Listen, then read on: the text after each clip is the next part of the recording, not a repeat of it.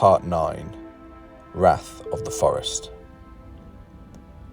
The Uruk thrashed, still trying to swing its axe despite the talons embedded in its chest. Drycha Hamadreth studied it, a wretched thing, with nothing in its mind but mayhem. If one were to count every leaf in the grimbark forest, it would still not equal the number of these creatures she had slain over the long millennia of her existence. She twisted her claw-like fingers, snapping the creature's spine, and flung its corpse away. It tumbled down the bank, landing amongst a pile of its wretched kin.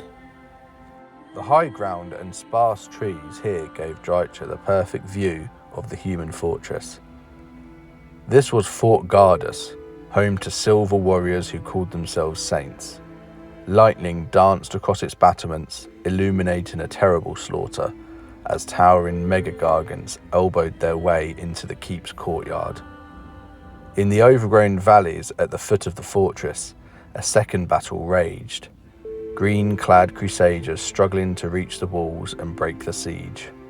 The thunder of their guns was for naught. They had come too late, and the enemy was too many. The forest would thrive after this night's slaughter.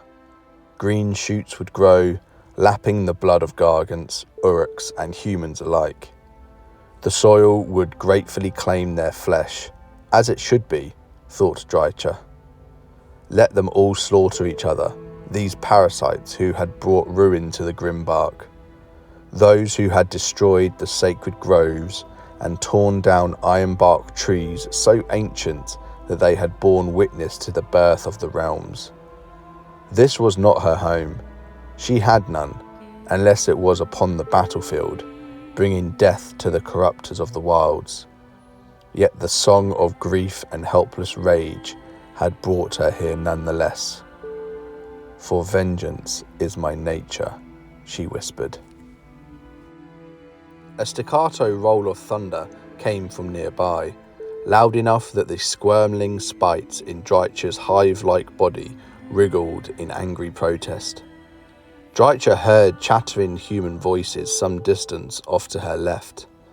She pulled aside a frond of foliage and looked out to see a battery of long-barreled cannons arrayed on the lip of the small ridge, defended by perhaps 24 still helmeted soldiers.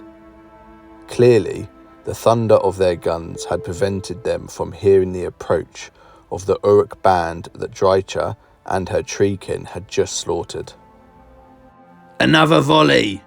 shouted the largest human, whose bare chest was crisscrossed by bandoliers. "Load some Drake's breath canisters, lads. Raise your barrels a quarter mark and let 'em have it."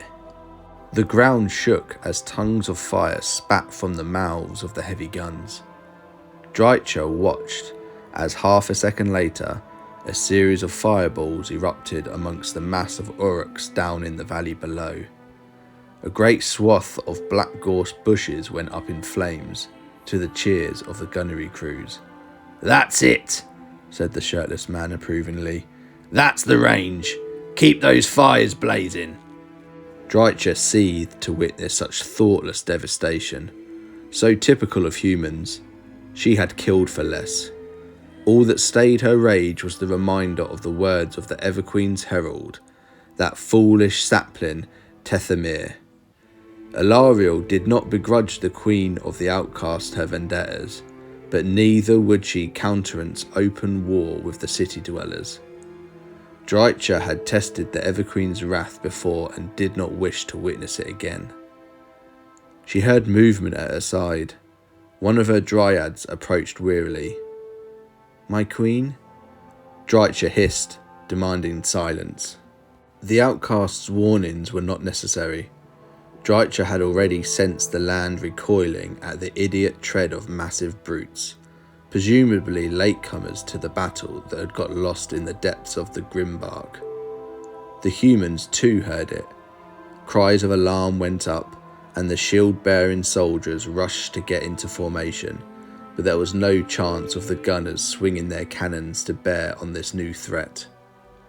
An enormous slab of a face protruded from the tree line.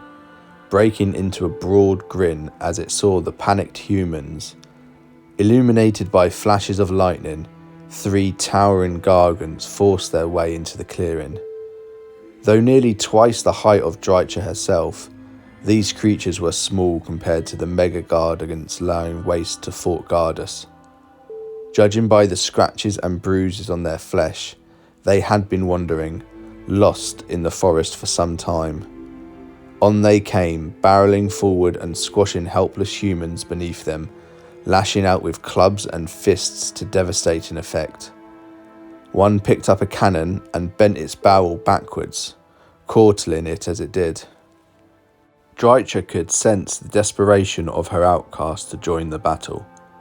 Not out of any concern for the humans, of course, but simply because they desired to rend the flesh of foes. She stepped out of the cover of the trees and screamed a note of the spirit song so discordant and hateful that all 3 gargants staggered, clutching at their temples. They turned to peer at her through narrow eyes that flickered with malice. Her cry was drowned out by a frenzied buzzing as darting insects spilled from her bark flesh by the 100, angling towards the nearest of the trio like a living spear of darkness. Flitterfuries swarmed over the brute's face, mandibles and poison stingers stabbing home again and again. Howling in agony, the gargant tripped and fell, and the outcast throng surged forward to fell upon it with lashing talons. Another of the gargants, a pot-bellied beast with a forked beard slickened by blood and ale, came hurtling towards Drycha, swatting a spite swarm aside with a tree trunk club. The queen of the outcast darted beneath the gargant's clumsily waving weapon and raked her talons across its flesh, carving a bloody welt down to the bone. The creature howled, wheeling about and trying to snatch at Drycha, its face blotchy with flitterfury stings. Her outcasts surged forth to protect their mistress, leaping in the way of the gargant's drunken swipe. Spite revenants slicing at their prey's legs, while goss-made archers filled its eyes with arrows that were living things, grubs that bored their way deep inside its skull. Howling, the gargant turned and staggered off back into the depths of the forest, leaving a trail of bright red gore and trampled corpses behind. The last of the gargants was a head taller than his kin, his entirely bald head a mass of puckered flesh and burns. His spiked war club was smeared with sticky blood and scrapes of bark flesh, and around him lay the wreckage of Dawnbringer cannons and munition crates. Only one of the heavy weapons remained, manned by a handful of terrified humans. The gargant, however, had lost all interest in them. Instead, he locked eyes with Drycha across the battlefield, grabbed a hovering goss-maid out of the air and bit the archer's head off, hurling the rest of the body over his shoulder. Drycha met the gargant's gaze with a bitter snarl, savouring the thrill of hatred that coursed through her like a river. This one she would keep alive for a long, long time. "Fire in the hole!"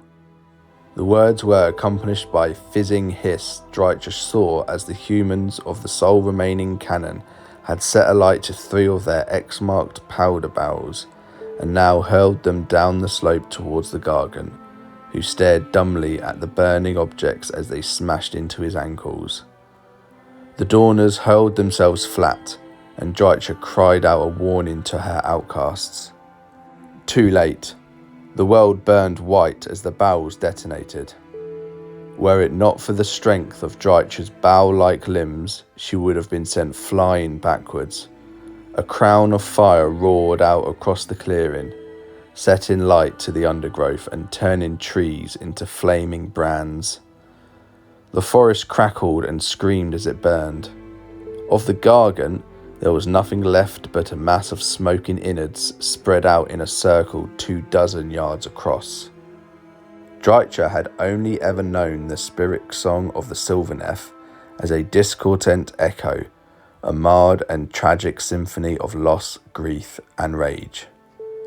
As she looked across the clearing, it thumbed into her mind with insistent fury at the charred and twisted corpses of spite revenants caught up in that terrible explosion. Some staggered through the smoke, their limbs aflame. A terrible, icy rage filled Drycha Hamadreth then, a fury that erased any doubt she may have had about angering the Everqueen. "Gods damn it, did you see that?" one of the humans cried, clambering to his feet unsteadily. "Blew the blighter all the way to his ear, so he did." The man's companions also rose, but they did not celebrate, for they saw only the Queen of the Outcast standing there amidst the bodies of her forest spirits, her murderous gaze fixed upon them. "Get that cannon loaded," the oblivious man continued, hands on his hips. "I want another." Drycha's talons punched through the back of the man's chest. He choked and gasped, struggling feebly. As if there were a manifestation of her rage, spikes crawled from the hive of the outcast queen's bark flesh, swarming all over the dying man, stinging and biting and stabbing with venomous stingers. Drycha let him fall, twitch and writhe his last on the ground at her feet. Her remaining outcast gathered around her, encircling the other humans who trembled and cowered. Drycha looked past them to the distant gates of Fort Gardis, which now lay twisted and broken. The Greenskins and their Gargan allies were amongst the defenders now, killing at will. In the valley below the fortress, the Crusaders too were harried fiercely. If they did not withdraw or receive support soon, they would surely be overrun. "Let them perish," snarled Drycha. "Destroyers and desecrators of the deep places. By the shadowed season, I curse them all." As the Queen of the Outcasts turned to depart, one of her outcasts crept forwards. "What of these softskins, dread mistress?" it rasped, gesturing to their captives.